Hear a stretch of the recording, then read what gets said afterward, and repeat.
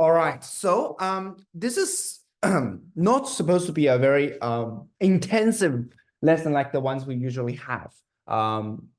This is more like a I would say a more interactive session in which we're going to go through both written and spoken discourse. Okay, I'll try to cover everything in 1 hour, and then what I'll do is I'll be uploading today's sort of findings. You know, the stuff we write in the lesson. I'll be providing that, uploading that to everyone on the Google Drive. Okay, so you don't have to. Maybe if you want, you can. If you want to write down the things I'm writing, that's fine.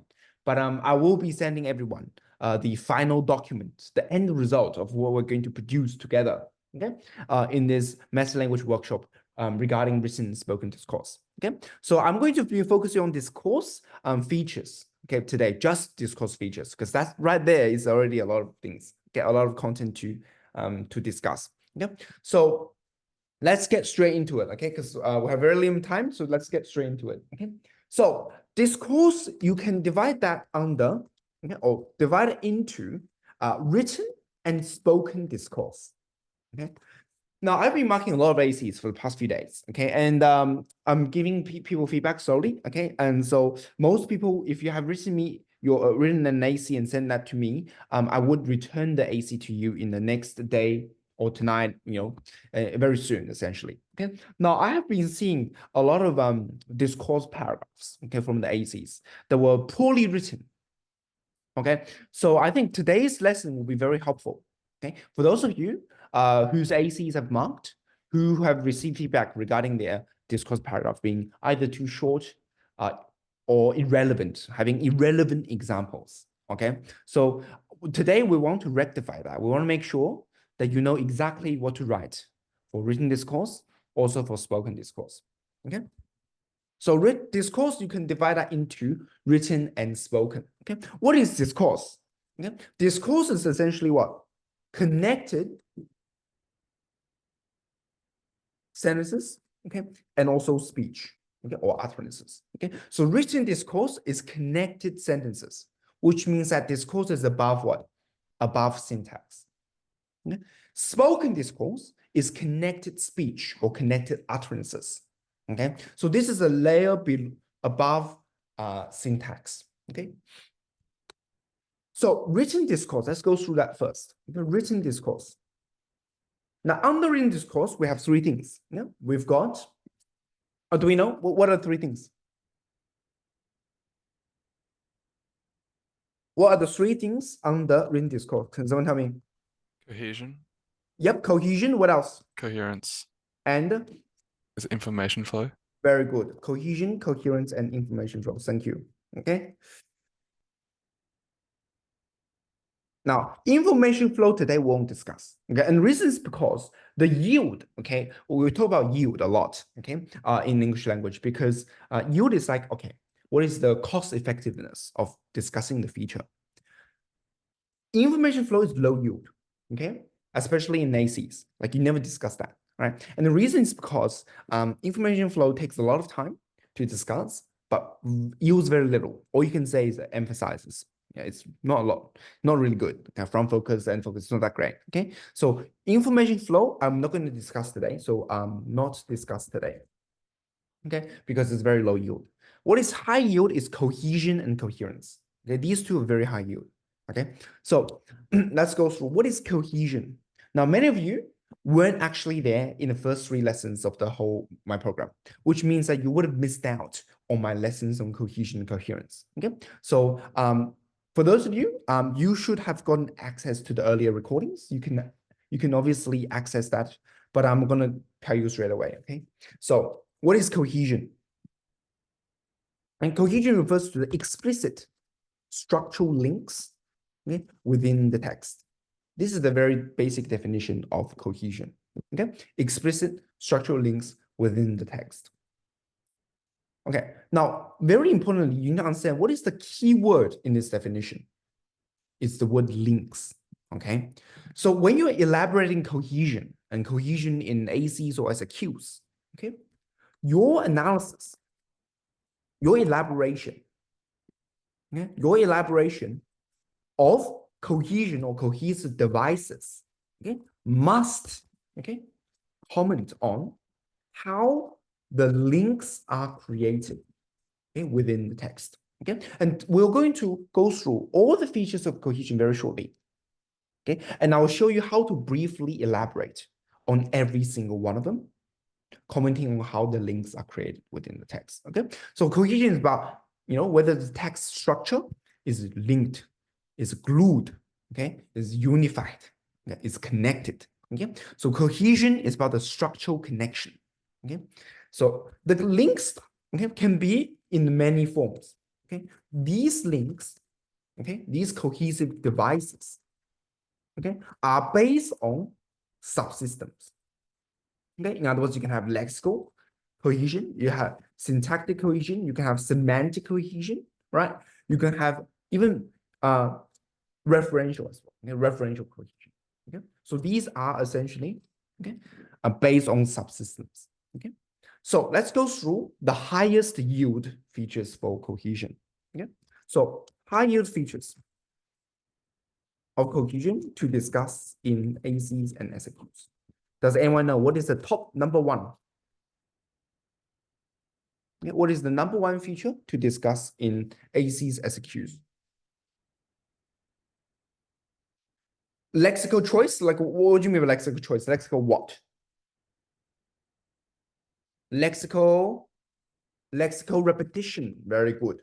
Lexical repetition is the best feature to discuss in ACs and SQs. Okay, so whenever you see, okay, you see repetition of content words.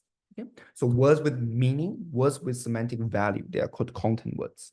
Whenever you see repetition of content words, you can say, here's the elaboration. Now, for elaboration, okay, of the stylistic effect, I'm going to put that in red so you can see it better. Okay, so what you should say here is, if you find an example of lexical repetition, you would say, okay, lexical repetition creates, okay, lexical links, okay, throughout the text. Okay, whenever the content word X, whatever it is, okay, is repeated, okay, across many paragraphs, because it creates lexical links throughout the text, okay, thereby enhancing what? Lexical cohesion. It's very simple. Okay? When you repeat a word, you create a link. You create a lexical link. Okay, whenever you repeat the word, that's it. Very easy.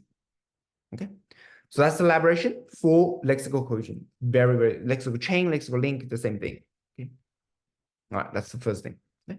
What else? Number two, what other features are good for cohesion apart from lexical repetition? Very good, hyponyms. So these are called semantic cohesion, right? So for semantic cohesion, what do we have? The best one is hyponymy. Okay, so how do you say that? Okay, hyponymy is basically when you use words which belong to a category. Okay, you can say hyponymy, okay, is demonstrated, okay, by, okay, numerous hyponyms. So and so A, B, C, I'm making this up, A, B, C, okay, which what? Fall under the semantic field of X. Okay. Okay. So you first want to introduce hyponymy. So label a few hyponyms. What are the words which fall under the category, and label the semantic field. Okay. And then what do you say? What is the effect? Okay.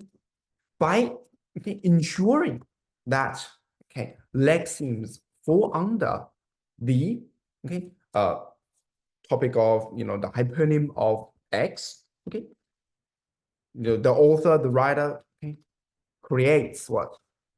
Okay? Thematic connectedness. That's elaboration. Okay, thematic connectedness. Okay, throughout. Done. Okay, which heightens semantic cohesion. So like that, linked cohesion.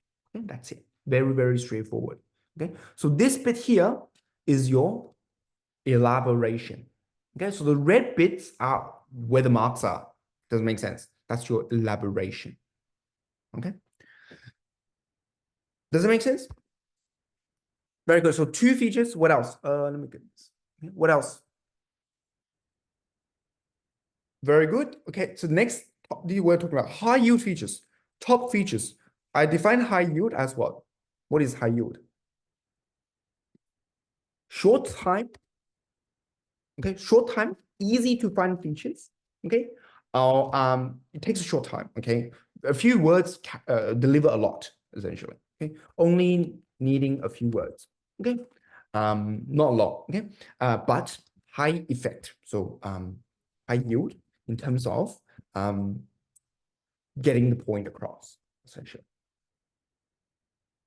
Okay, that's high yield. Yeah, very good. Number three, every AC, I don't care what you write, every recent AC must have this. It's called referential cohesion. And the best example is what?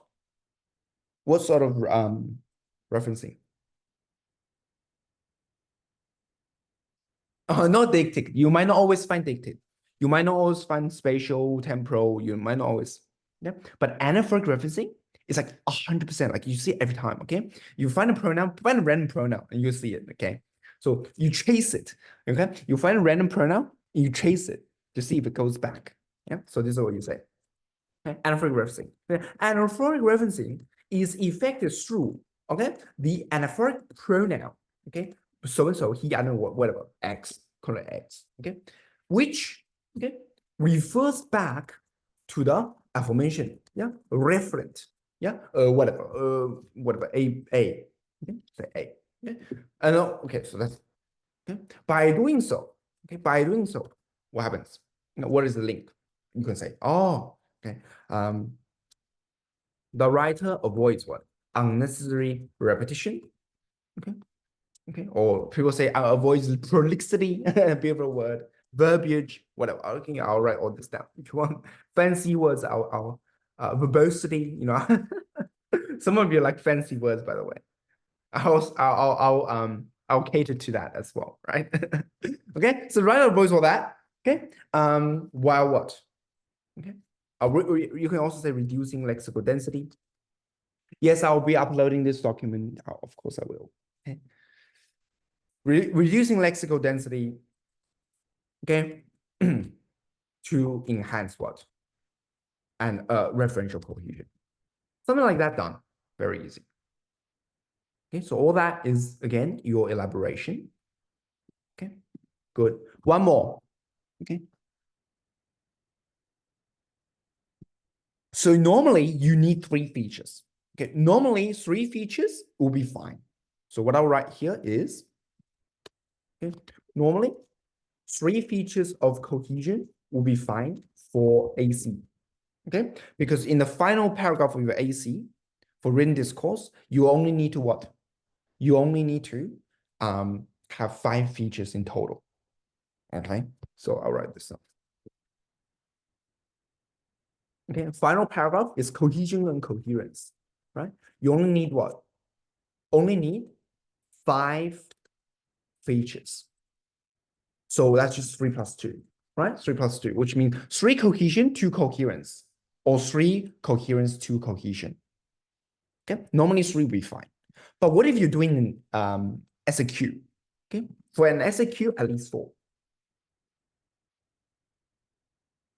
Does it make sense? So what will be the 4th feature for cohesion? Can someone tell me?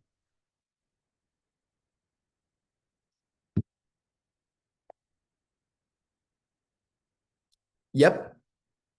So in the case that you get a what? You get a 4th feature, then the best feature is obviously what? Syntactic cohesion, right? Because that's easy.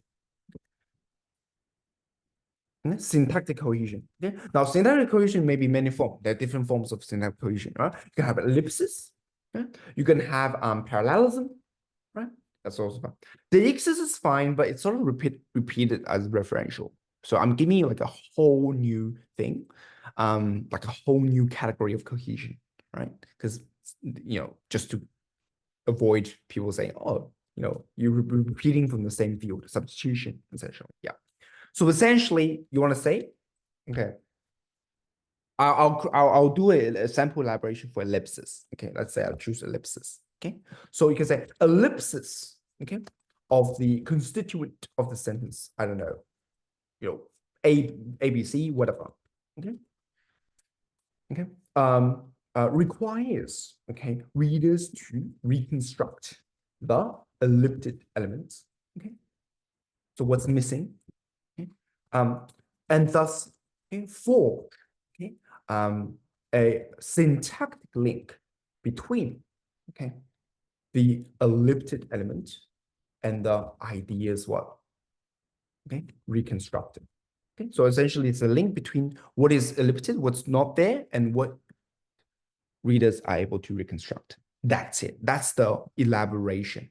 Okay, that's the elaboration. Do you want me to do one for parallelism? Oh, of course I can. I'll do it for that one as well. Okay, I'll do that one. Okay, so that was ellipsis. Okay, I'll also do one for parallelism. Easy. Let's say parallel phrases or clauses, whatever, right? In quick succession. Okay? So one after another. Okay? Establish what? Syntactic links, okay, between, okay, sentences, okay, which what? Enhance syntactic cohesion, okay, by maintaining what? Connection, okay, between what?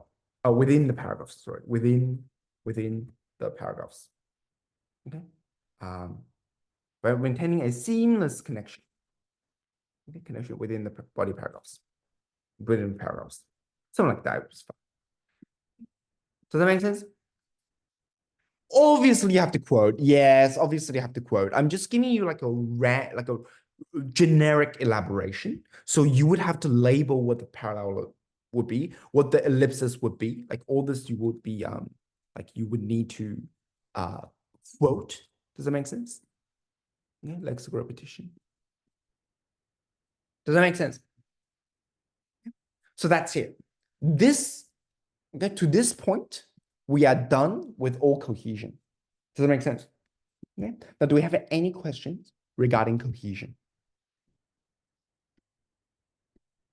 Yeah. By the way, we probably won't do this again. So if you have questions, please ask.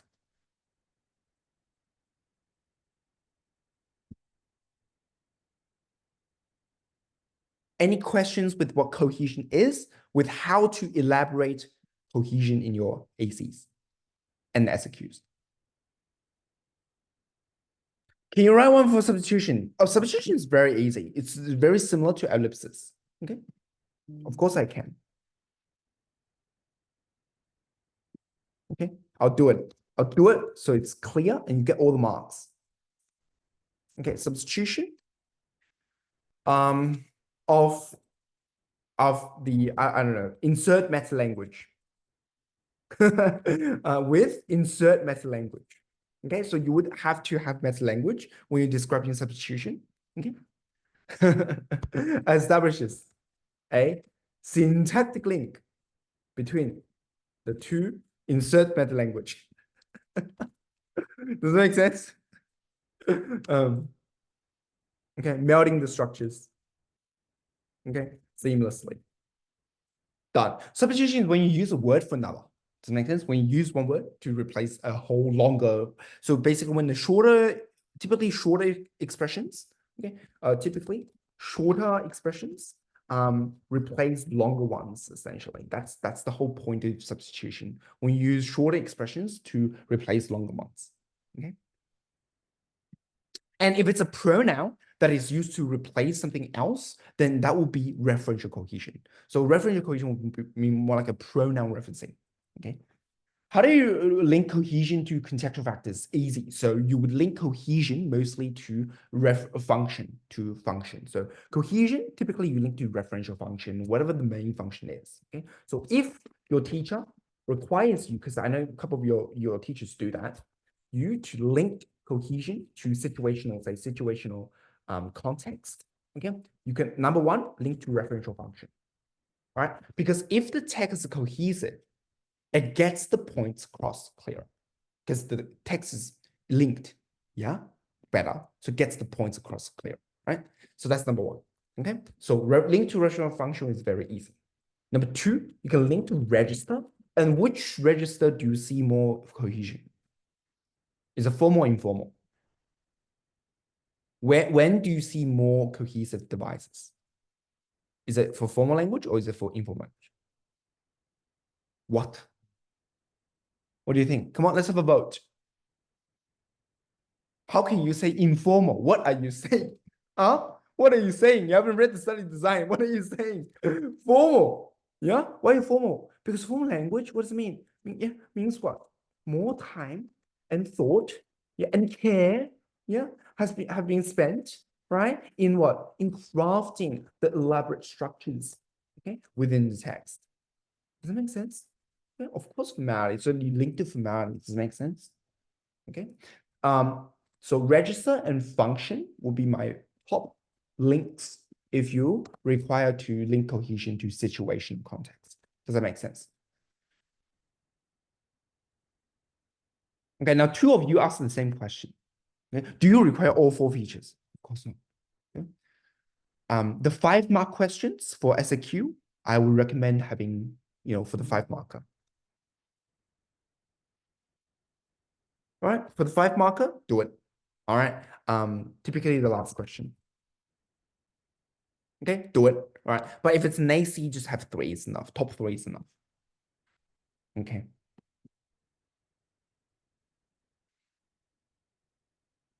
So these are the best 4. Does it make sense? The top 3, these are the rank 1, 2, 3, 4. Top 3 is right there. Okay. All right. Any more questions with cohesion? What's the difference between parallelism and hypotaxis? Parallelism requires you to have similar word structure being repeated in phrases or clauses or sentences. Hypotaxis is when you have subordinate clauses, one after another. Okay, strictly subordinate clauses. Does it make sense?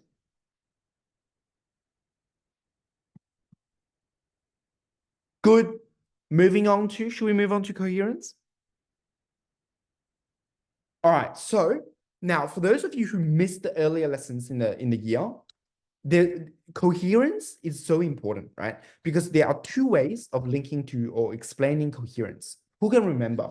Can someone from earlier who joined from lesson 1 tell me what are the 2 things, the 2 ideas that you mentioned for coherence? If you are elaborating, can someone tell me? Accessibility and understandability. Oh, yes, thank you. Who is that? Was it Jeff? Thank you. Okay, good. Coherence is understandability and accessibility. Very good. Okay, so understandability, I'll explain this for the people who missed out. Okay. Okay. Okay. So what is understandability? Okay. How so basically does the text make sense? Okay. So does the text make sense to you? Okay. Does it make sense? Okay. And accessibility is how easily does the text make sense to you? Okay. Now, all features of coherence can be divided to either understandability or accessibility or both. Okay, it contributes to either or both of the points. Okay, so these 2 words you want to be using in your elaborations. Okay, so understandability is typically to do with logical ordering. Okay, typically logical ordering. Okay. Inferences. Okay.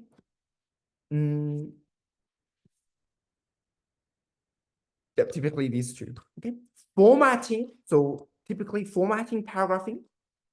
These features are to do with accessibility. Okay. So conventions can sort of both. It's sort of some of them work for both. Okay. Like consistency, okay, and conventions go here. Okay. All right. So these are the 4 things. Okay. The 4 main points of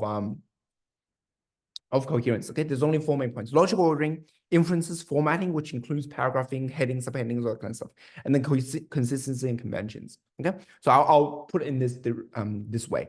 Okay, so accessibility is typically to do with the presentation, okay, of the text. Okay, so typically how the text is presented to you, how does that make it easy for you to understand? Obviously, formatting. Right? The fact that I'm using bold headings, the fact that I'm underlining keywords, right? The fact that I'm using bullet points, right? All these things make it easier for you to read, interpret, draw key ideas, okay, from the text. Does it make sense? That's called formatting. Okay, so what I'll do is I'll do a sample elaboration for all four, okay? By linking them to these 2 points and then linking it to coherence. Okay, I'll show you how it's done. Okay. All right. So formatting, I'm just going to use my notes. All right. I'm just going to use my notes as an example for formatting. Okay. But obviously, formatting covers many things. Okay. So like, or even like these circle points, you know, all these things. Okay? So I'll give an example. Okay. Okay. You can say the text is presented. Okay. In headings, quote. Yeah. I don't know. Quote. Insert quote. Okay. Subheadings, insert quote. Okay. So example quote. Okay. Bullet points. Okay. Insert line number, range. Okay. So bullet points are kind of you just give a line number range, 1 to 6, whatever. Okay. And for example, okay, and bold typography. Okay? Bolded typography. Okay. Insert quote. So which words are bolded? Okay. Okay. By presenting the text, okay, in such manner, okay, the writer enables. Okay? Yeah, font, yes, or that's part of this. Writer enables. Okay. Also, readers are able to. Readers are able to, okay, interpret and navigate through the text, okay, with ease and accessibility, thus enhancing coherence. Okay, coherence. Done, right? It's very easy. Navigate with ease and accessibility. Basically, they can easily understand what are the key points. You can elaborate on this a bit more if you want, but it's like a generic way of elaborating. Okay. All right, I'll put that in red.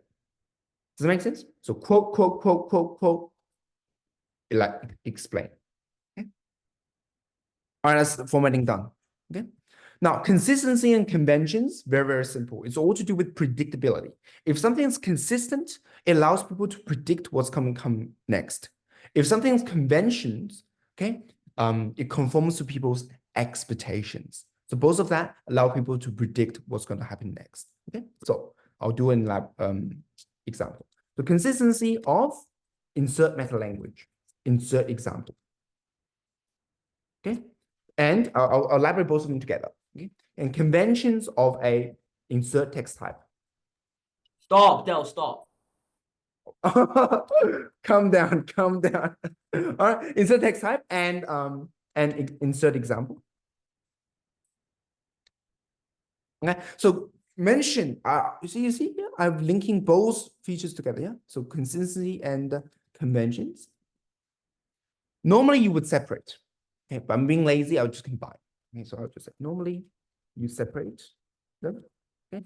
But here I can combine because they share similar size effect.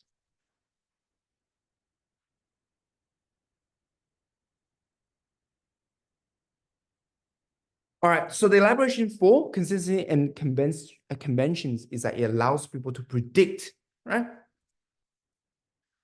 Okay, enables readers to predict the forthcoming information. Okay, or allow them to anticipate, okay, the text, okay, with ease and again accessibility, okay, thus enhancing what coherence. Obviously, you will be more detailed. You want to be more specific. You say consistency of present tense, conventions of a legal document, conventions of a blog post. You will be more specific. Does it make sense? But the elaboration should be very similar to what I've written down here. Does it make sense? Okay. Now the cohesion coherence is very simple, right? You follow what I say, you get all the marks. You can't lose marks because cohesion coherence follow a template. It's always the same. The examples may be different, but the elaboration is always the same. Okay. Is convention solely text type? Convention is not text type, but conventions belong to a text type. Okay. Convention basically means what are the expected features as per a text type. So for example, in a legal document, you would see formal language features, right? Imperatives, modal verbs of high modality. Okay. blog post, you would see hyperlinks, you would see conversational tone, you would see informality, for example, right? These are all expected features within a certain register, a certain text type. Okay. Does this make sense? Can hypernyms and lexical repetition fall under consistency? No. Okay, because that will be cohesion. Okay, so I want you to try to not use the same features for cohesion coherence, because that will show the examiner that you don't know the difference, and even it's just not that great. Just don't do it. Yeah. Yeah, of course I can. Oh my God, this is there. Okay, 5 questions at a time. Okay, I'll explain all that. Okay, so interesting. Conventions. Okay, for example, conventions of a legal document would be, for example, compound complex sentences. Yeah, these are expected features to, yeah. High modality. Okay, formal legal jargon, Latinate diction, right? What else? Maybe passives, right? These are the features that you expect to see from a legal document. That's called conventions. Does it make sense? Okay. What effect does modal verbs have on the register? Well, it depends. It depends on the modality. Typically, you only high modality affects register. Okay, so high modality creates an air of authority. Creates an authority. So creates an authoritative tone, okay, which elevates the register towards formality. That's the link. Low modality, don't link it to register. Does make sense? Okay, because of that authoritative tone. Does make sense? That's the how. So you need to have this is called a stylistic effect. Okay, high modality creates authoritative tone. That's the effect, okay? And that effect links to formality. Okay. Are there high yield features for consistency? Of course, I will give you. Okay, so what are the best features for consistency? The number one, tense. So easy. If it's a blog, present tense. If it's an anecdote, past tense, right? Number two, register. If it's a formal text, right? If it's supposed to be formal, okay, then consistency of register. So like a parliamentary text or something like that, right? Okay. What else? Sentence types. It would just sound like you're saying you're sounding. Okay, sentence types. Okay, so sentence types, for example, imperatives are consistent. Yeah, in, for example, recipes and stuff, right?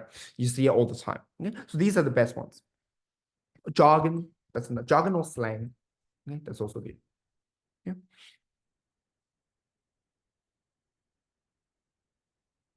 Does that answer your question? These are the high yield features for consistency. Yes. Good. All right. Any other questions on this? Let me see.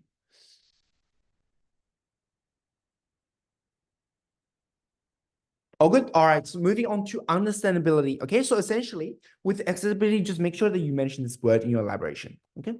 Now, what about for understandability? Let's have a look. So logical ordering is very hard. Okay. Now, I'll try my best to do it, because logical ordering requires you to be very specific.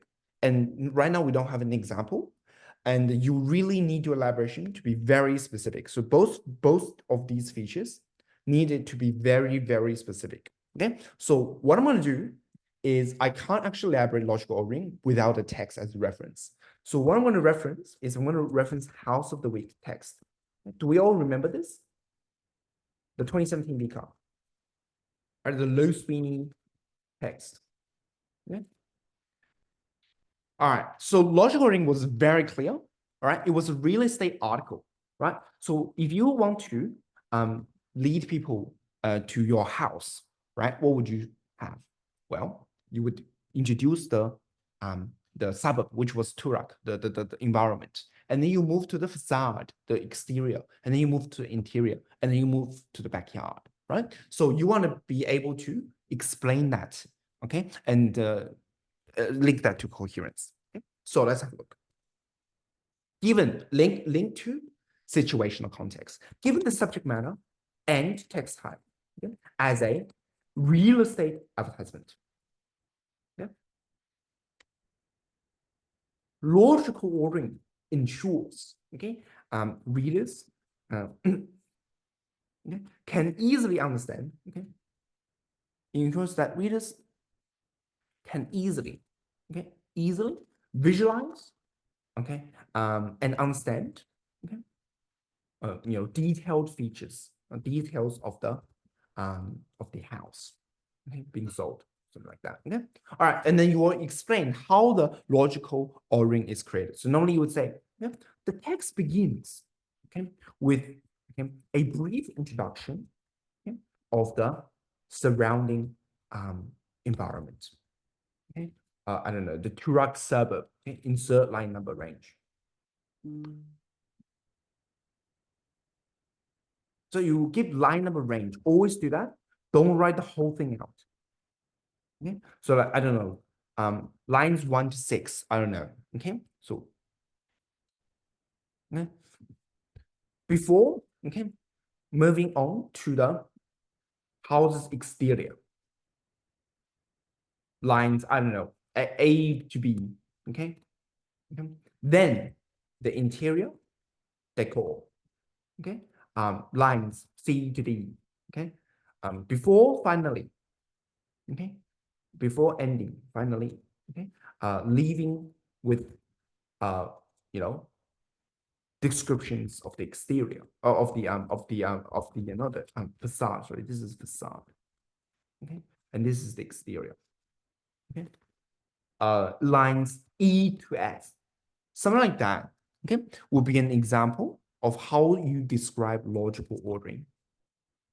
Okay, so it's very easy, so people can easily visualize, understand details of the house.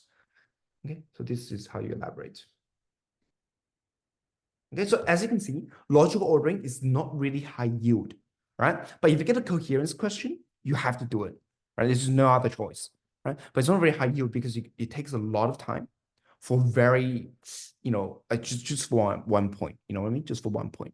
So if you have 2 minutes on the clock, okay, for your AC, you would go for these features because look at how short they are. Look at the elaboration, it's very short, very easy, very short. These ones take forever, okay? So if no time, prioritize these ones. Okay? In ACs or SQs, okay, prioritize these 2 features because it's so easy, quick, easy, right? Does that make sense? Is there a fine line between explaining and storytelling in logical ordering? Don't describe the text. The only time you can do that is logical ordering. Because with logical ordering, you have to describe what's going on in the text, right? But otherwise, you don't do that. Any other questions?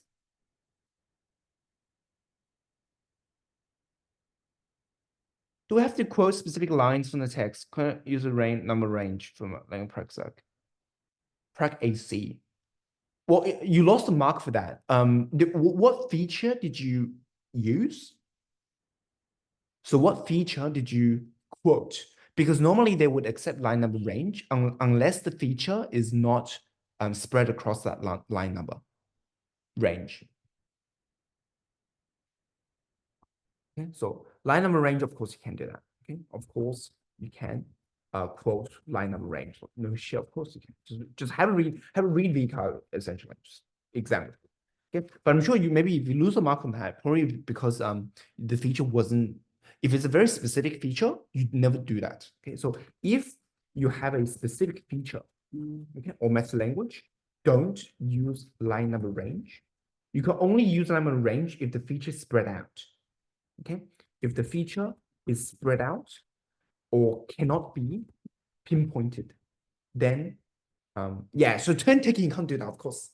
You can't do that, of course. You lose marks because turn taking is very specific. The strategy is very specific, right? So you can't just do that. Then yes. Good question. Do you have to mention unsummary, explicitly? No, you don't have to mention any of these words. Okay, you don't have to mention this word or this word, but these two words help you elaborate. Can you see? Like it helps you elaborate. Now 169 is not a range. 1 to 6 is a range.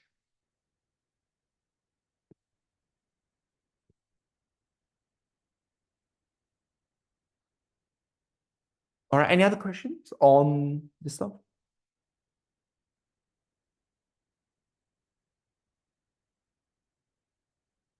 No, all right, moving on, inference. Okay, now inference, again, in our inference is very specific. You have to know the actual feature. So which one should we use? Let's use the Pantheon example, right? Let's use do we remember the Legion of Honor AC?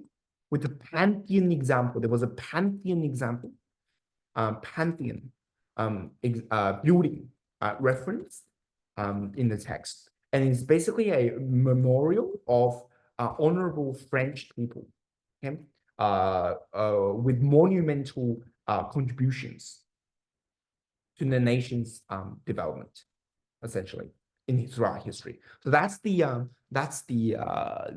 references there, right? So so you gotta know the text. By the way, you have to pull out text like that. Okay.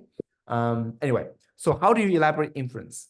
Again, you have to be very specific. You need to explain what exactly is being inferred or requires to be inferred. Okay? So, okay, you can say, you can say Le Coutier employs the proper noun. I forgot the line number, but someone can find this out. Doesn't matter. Okay. Okay. Okay.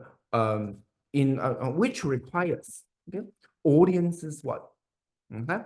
Inference to understand. Okay. The reference to a well-known, okay, memorial. Copy paste. Okay. Well-known memorial stuff. Whatever substantive format. Okay, you get the point. Okay. Yep. Well-known memorial of French. One of French honorable French people with yep, whatever. Yep. Okay. By resorting to prior experiences, knowledge, experiences, whatever, readers' understandability, and thus coherence is enhanced, and thus, okay, coherence is achieved. Something like that will be fine. Okay, so when you're elaborating coherence, or sorry, inference, you have to say, oh, readers require their prior experience, the prior knowledge, their, knowledge of history, the knowledge of French history or something like that, right? You got to know that in order to understand what Pantheon refers to. Okay, but you always need to describe the actual example. Okay, so when discussing inference, okay, so when discussing inference, you must describe the feature as specifically as possible. So if you don't know what Pantheon is, would you choose this example? No, I don't know. You choose a Winston Churchill quote or something, right? So another example, World War II or something like that, right? Like, you would choose something else that you know. Okay, so you must know, in other words, in short, you must know what the underlying example is referring to. Okay, if you choose that example as inference feature, does that make sense? This is very important. If you don't know it, don't choose it. Okay, I'll bold and highlight so that you understand. Okay, so I know what Pantheon is. If you don't know, don't do this feature. Okay. Exophoric references is not a meta language, so you can't just use that. If you use exophoric reference, you need to accompany that with something that's in the study design. Vika has been very adamant about it. So, all right, that's cohesion, coherence all done. Okay, do we have any questions on this stuff?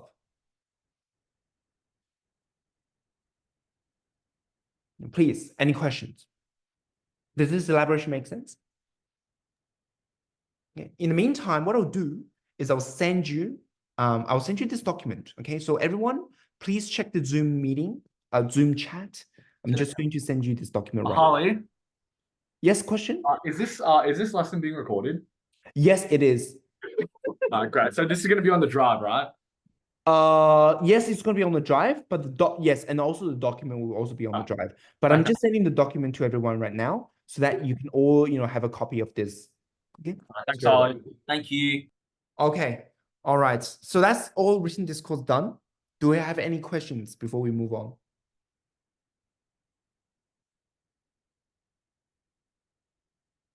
No. No? All right. Okay. I guess with the remaining time, we can blitz through spoken. Let's blitz through spoken. Because spoken discourse, yes, you can use it for informal language as well. Like all this stuff you can use for informal language and formal language. Doesn't matter. Okay. Now I'm gonna blitz through spoken with the remaining time. Okay. Now spoken discourse, I really just want to mention two things. Okay? Topic management and turn taking. Okay, I'll get to this really quickly. Okay. Essentially, we're going to go through the high yield features, the high yield top-notch features for spoken discourse. Okay. Okay, for spoken discourse strategies, essentially. These are strategies, by the way. These are called strategies of spoken discourse. Okay. Now, topic management. Okay, so when you're discussing topic management, you got to understand that topics have a progression. They have a development. They have stages. Okay, so always reference the stages of topic development. Okay, you typically have. Okay, it starts off as initiating. So initiating a topic. Okay, and then the topic is developed. Okay, and then there may be some shift, okay, or digression, leading into a topic change. Okay, and then later you might have a topic loop, and finally you have a topic closure. This is the stage of topic development, and all the features that you're going to provide for topic management will be from either of these stages. Okay, so do you know what are the top features? What are the top features for topic management? Can someone tell me? Discourse particles. Yep, number one, discourse particles. Number one, the most important feature. Okay, discourse particles. Introductory discourse particles. So, for example, for initiating a topic. Okay, anyway, to close off the topic. For example, the very, very common. Okay, what else? Adjacent to the pairs, I will shoot you. Okay, you're executed. Okay, you must be fired because adjacent to the pairs for turn taking. Okay, not for topic management. Okay, well, what's the best feature? Come on. Besides discourse particles, come on, quick. Interrogatives, very good for questioning strategy. Very good questioning strategies. Okay. And interrogatives, very good. So do we know what they are? They're basically open-ended questions, close-ended, extended. Okay, number three, what else? Minimal response. Very good, minimal responses. Okay. Minimal response by the other person allows the main speaker or the whoever's developing the topic to continue elaborating. Okay, so minimal response, very good. Number four, there's one more. Backchanneling is minimal response. It's just the verb form of it. Voice hesitation, very good. You must have done the 2014 VCA, right? Because no, sorry, not voice hesitation. I thought you were gonna say inhalation breath. That's inhalation of breath to initiate topics. That is sorry, that is 2017 VCA. There's one more, sorry. Yeah, I know which year it is, bro. No, but it isn't. Huh? What do you mean you don't know which year it's in? What do you mean? English and Sorry, French we were talking about page. something Yes, else. this one in 2017 VCA. Just have a look at it's called what's that? Tim Minchin's speech award ceremony, winning the Loki's award or something. Yeah, have a look at that. Anyway, number five, formulaic what? Yeah, formulaic expressions. Okay, openings and closings. Okay, these are good for topic management. Openings are good for initiating topic. Closings good for closing the topic, of course. Yeah. So these five features all you need to have for topic management. And then what do you link topic management to? Like, what are all these things linked to in the AC? Power. Very good. Okay. You link discussion of topic management to the what? To the topic, to the person, the interlocutor with most power, otherwise known as topic manager. Okay, so you would say, oh, the topic manager is this person. Okay, floor. How can you say floor? Floor is turn taking. Okay, so then this workshop is very important because it shows that a lot of people are making mistakes here.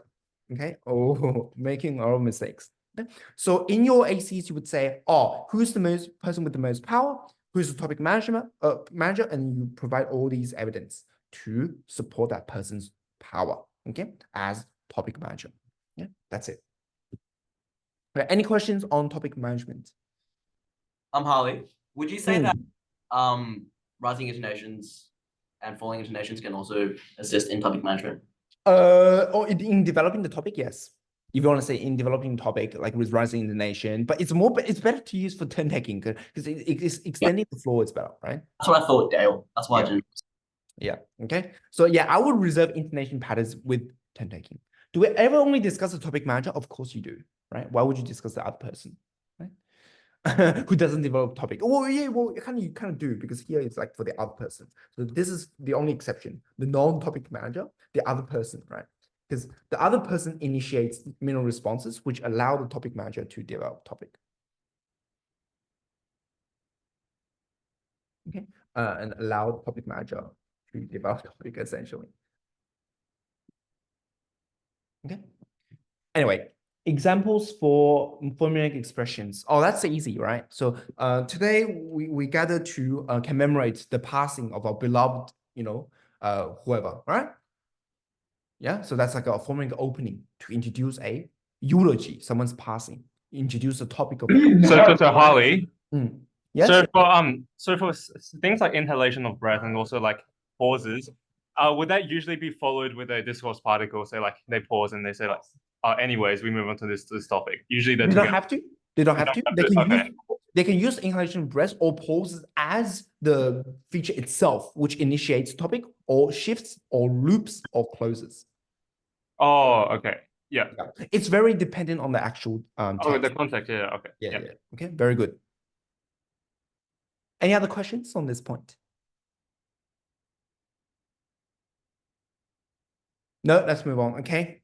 All right, let's blitz through turn taking. Okay, so turn taking very important, right? Turn taking, you got two, essentially always got two roles, right? You got the main speaker, okay, who holds the most floor. So turn is also to do with floor, right? Basically the opportunity to speak. Okay, holds the floor the most. Okay, and then you got the supportive speaker who what? Okay, assists the main speaker in whatever way, okay? in whatever relevant way. Okay, and turn taking, when you're analyzing turn taking, you are analyzing cues or signals. Okay, for turn taking. So turn taking requires two people, right? One person to take the floor, the other one to shut up, essentially, right? So turn taking is all about signaling. It's all about people giving each other cues. Okay. Now, what features would you support the main speaker? Like if someone's main speaker, you want to find examples of floor holding strategies. What are these strategies? Can someone give me a bunch? Voice hesitations. Yes, voice hesitations. Rising intonation. All those. What else? Same thing. Rising intonation. Yep, intonation patterns. Exactly. Yeah. So it doesn't have to be, yeah, it's a rising, it could be continuing, right? Intonations. Very good. What else? Conjunctions and linking adverbials, right? Oh yeah, by the way, this one also links to that one. This one also links to topic development. I'll put it here. But this is a very rare thing. It's a rare thing. Okay. Anything else for main speaker? Discourse particles. No, discourse particles, you want to link that to topic management. Okay. All right, next one. Okay, so the other person, so the supporting speaker Okay, so how does this supportive speaker is typically like the host of the show. So this is typically the host, okay, host or the interviewer. And then how do they assign turns? How do these people assign turns? Very good adjacency pairs, right? So these are the people who normally initiate the adjacency pairs. Okay, typically Q&A, right? Typically, but it can be others. Okay. Vocatives, okay, assigning turns with vocatives. Okay. Jeff, give me another example of how you would support supportive speaker with the features. Minimal responses. What was that? Minimal No. responses. Minimal responses. Yeah. Yes, that's right. Minimal responses is also supportive. That's right. you, Anything else? Vocal effects. Vocal effects, laughter, stuff like that. Good. Vocal effects, laughter, cackling, you know, whatever, like those things. Yeah. Anyway, yeah. So essentially, these allow the other person to hold the floor, right, and acknowledge their turn, right, without interrupting, right. But then, of course, you can also have what? You can also have what? Turn taking that's not really cooperative. That may not be cooperative, which is what? What's the best feature for that? Yes, you very much demonstrated that example. Thank you. Overlapping. Okay, very good. Overlapping. All right, that's it. That's it. All right, that's turn taking, topic management, all done. Do we have any questions regarding spoken discourse?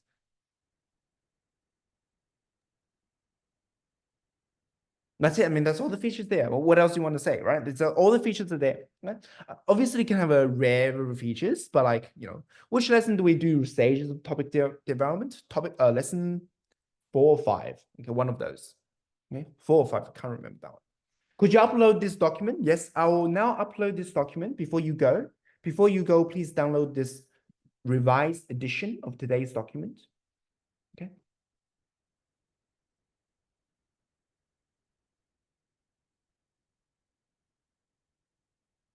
All right, now I've just sent that across in the Zoom meeting, and that's perfect timing, by the way.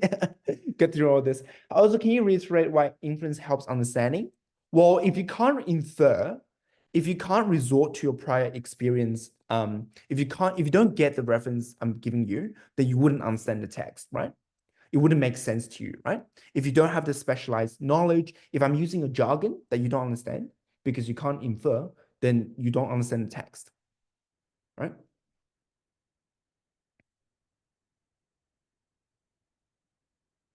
Are inference always proper nouns? Mostly proper nouns. They don't have to, but mostly proper nouns.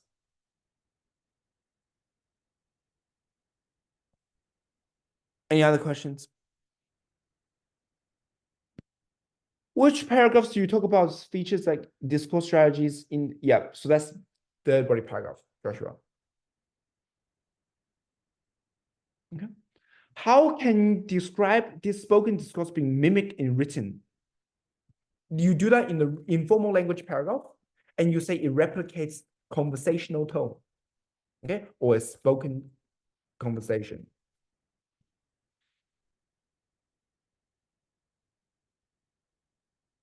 All right, any other questions?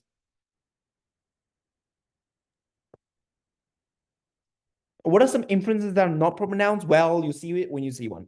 Okay. If I mention something or you see something that you don't get, that's not a proper noun, it's essentially requiring inferences. So it will be like a quote. Yeah. For example, the Winston Churchill quote, for example, the quote, you know, if I said, oh, the government of the people, by the people, for the people. Well, if you don't know what that's from I think it was from Abraham Lincoln's Gettysburg Address or something. Yeah. If you don't know that, then you don't know, that you don't understand what it means, where it come from. L. Yeah. Anything else? Any other questions? All right, we'll wrap it there. And today's document, I'll also upload this on the drive. Today's recording will also be found on the drive.